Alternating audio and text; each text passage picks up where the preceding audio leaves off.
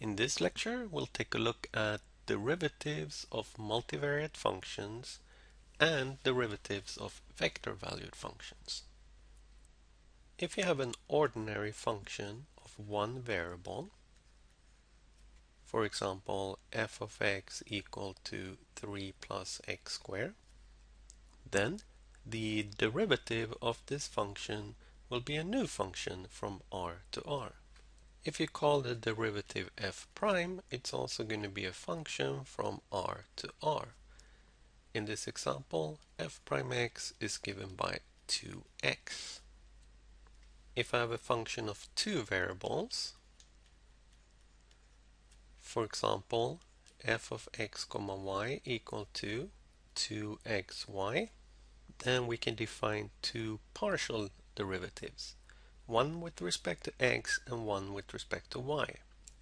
If I name the first one f prime with the subscript x, it's a function from R to R given by f prime x, x comma y equal to 2y, and similarly for f prime y, which is also a real valued function given by 2x. So for a general multivariate function from Rm to R, where f is a function of m variables, x1 through xm, I can define m partial derivatives.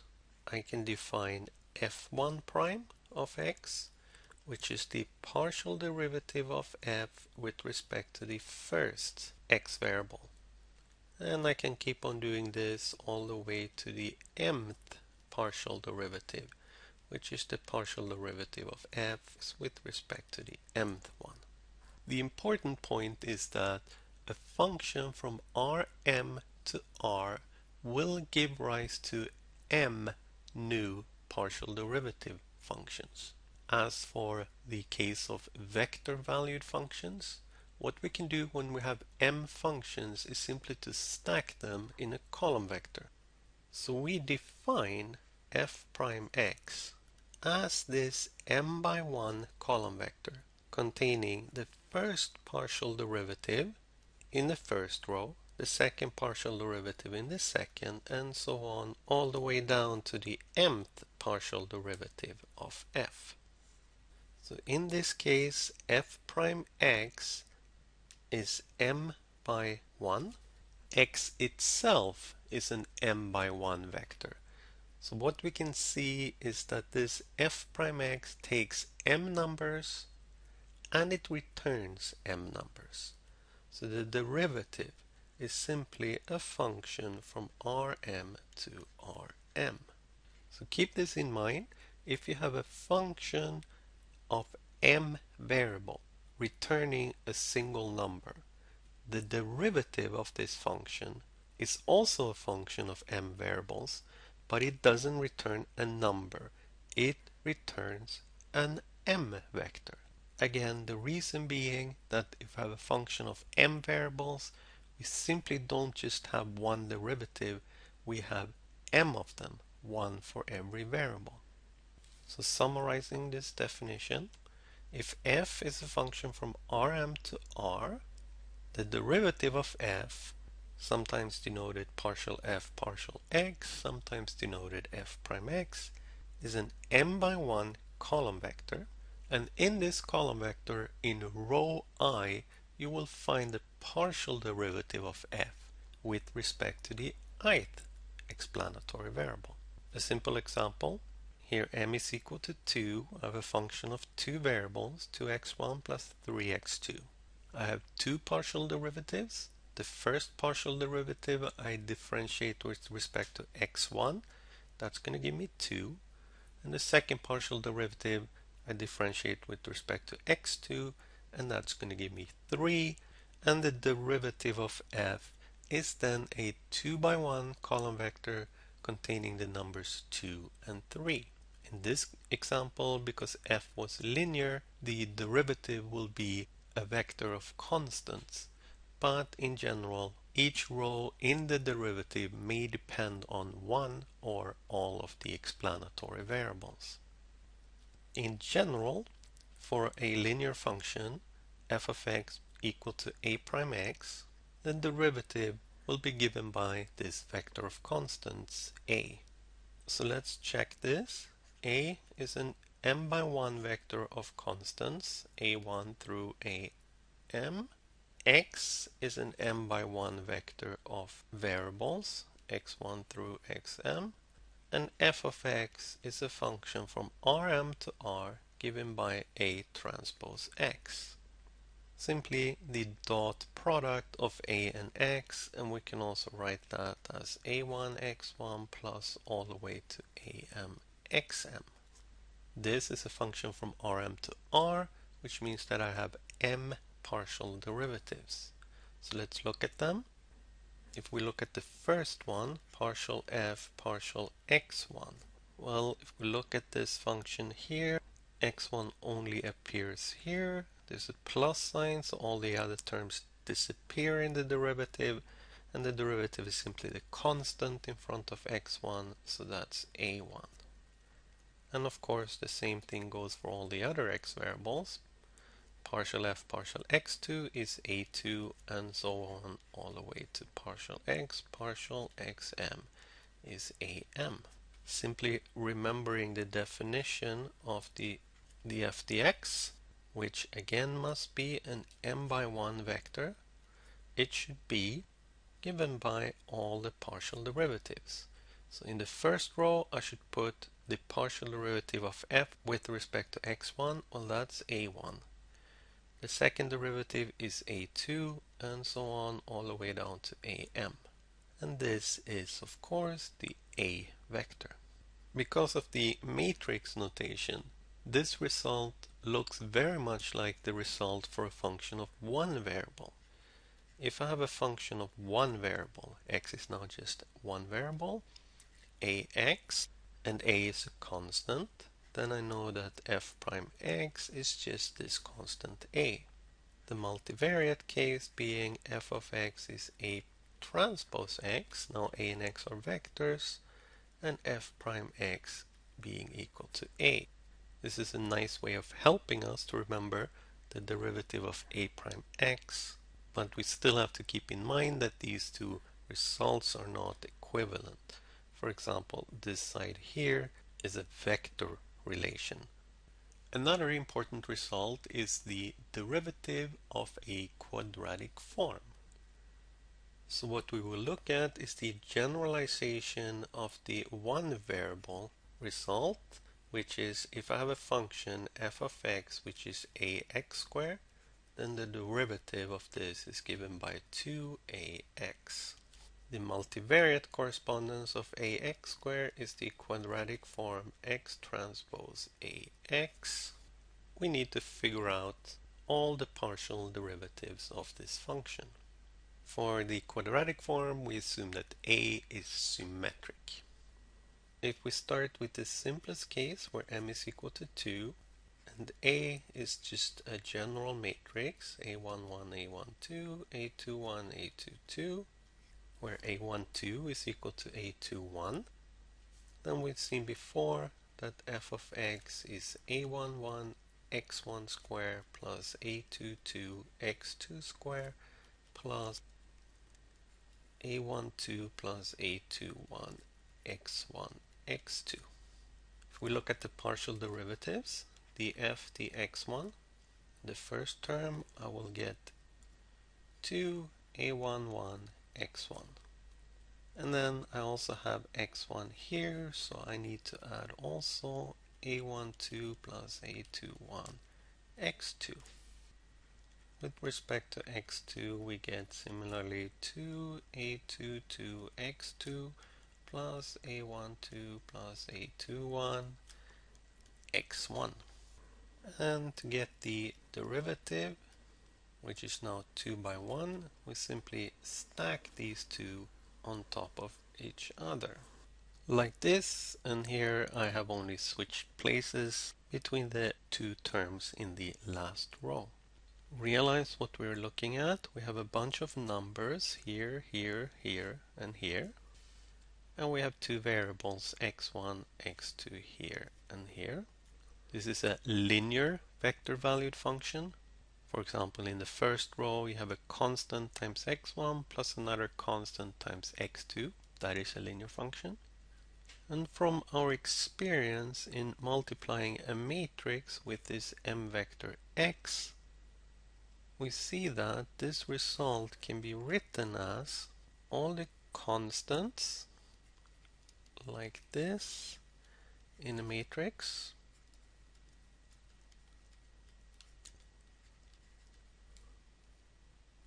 where this matrix is multiplied by x1, x2. You should really convince yourself that if you perform this latest multiplication, you get back to this result. Remember that A is a symmetric matrix. That means that this A21 is equal to A12. This is equal to A12. And the whole parenthesis here is 2 times A12. For the same reason, this whole parenthesis here is 2A21.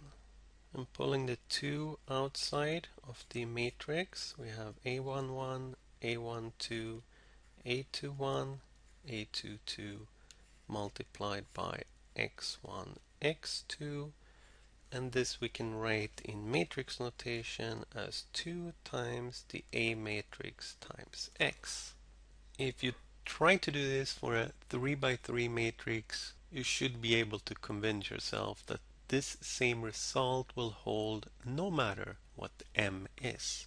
So we are left with the result that for a quadratic form, x prime ax, if A is symmetric, remember we can always make A symmetric, then the derivative is given by 2 times A times x. If you check the dimensions of 2ax, you see that it is precisely m by 1, which we need the derivative to be. Also note the similarities between the one variable case. For ax squared, f prime x equal to 2ax. For the multivariate case, it is x prime ax, then f prime x is equal to 2ax. It might make it a little bit simpler to remember this formula. So once we've discussed derivatives of multivariate functions, let's discuss derivatives of vector valued functions. Now I have a function from Rm, not to R, but to Rn. We accept m numbers and the function will return n numbers. We also remember that we can also write that as f1 of x all the way to fn of x. That is, we can always break down this function f into n ordinary multivariate functions.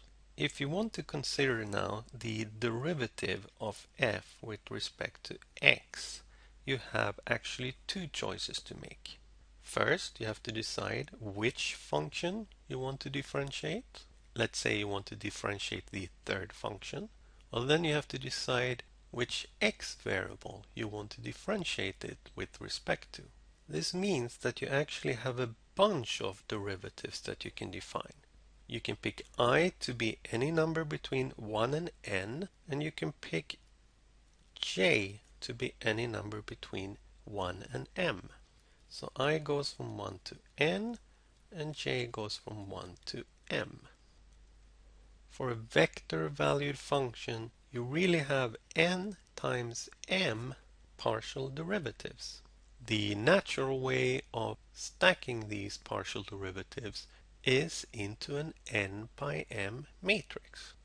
So what we do when we have a vector valued function is that we define the f dx as a n by m matrix. As the first element in the first row, first column, we put the derivative of the first function with respect to the first variable. Then for the second column, we do the derivative of the same function, but now with respect to the second variable. We keep on doing that until we have filled the first row with all possible partial derivative of the first function, so all the way to xm.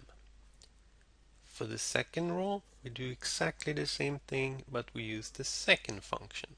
So that would be the f2 dx1 all the way to the f2 dxm.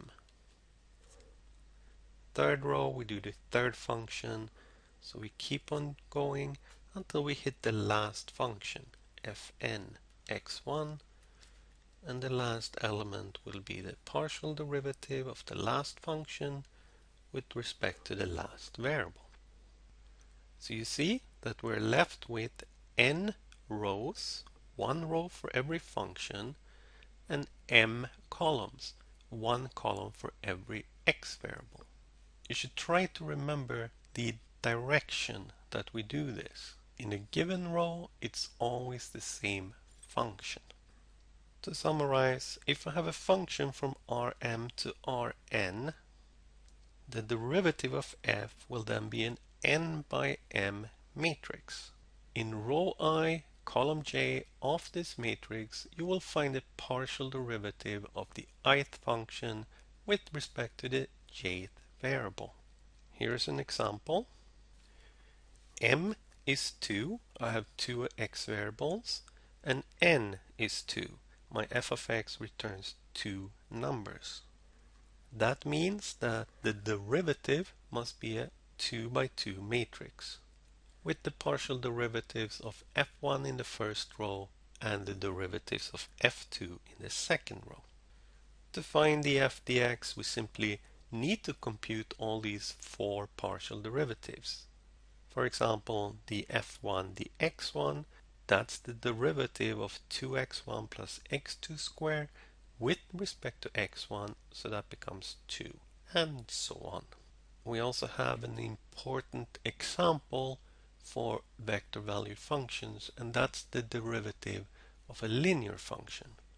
A linear vector valued function, we can write that as A times x, where A is any n by m matrix. Then A times x will be a function from Rm to Rn. The derivative of this function is then equal to A. So let's check this result.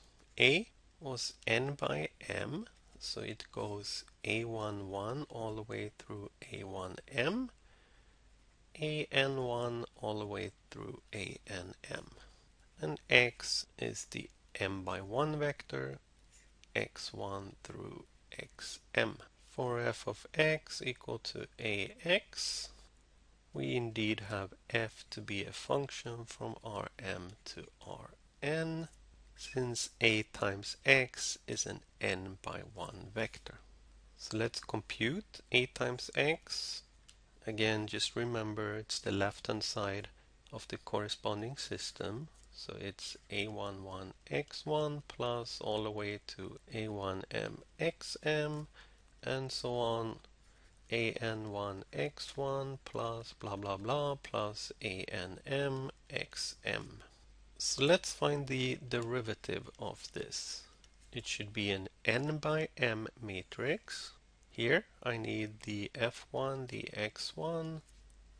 Well, this is my f1 function, and the derivative of this linear function with respect to x1, well, that's just a11. Moving on, I need the derivative of f1 with respect to x2. Well, that's the same function, and after this plus sign there is an a12 times x2, so this is a12. For the same reason, the last column will be a1m. The second row, I do the derivative of f2 with respect to x1. Well, looking at row 2 here, which I haven't written explicitly, but we easily see that that must be a21 all the way to a2m. Moving down along the rows, we finally hit the last row, the fn, the x1. Now I need to do the derivative of the last row here with respect to x1, well, that's an1 all the way to anm, and we see that this is precisely the matrix A.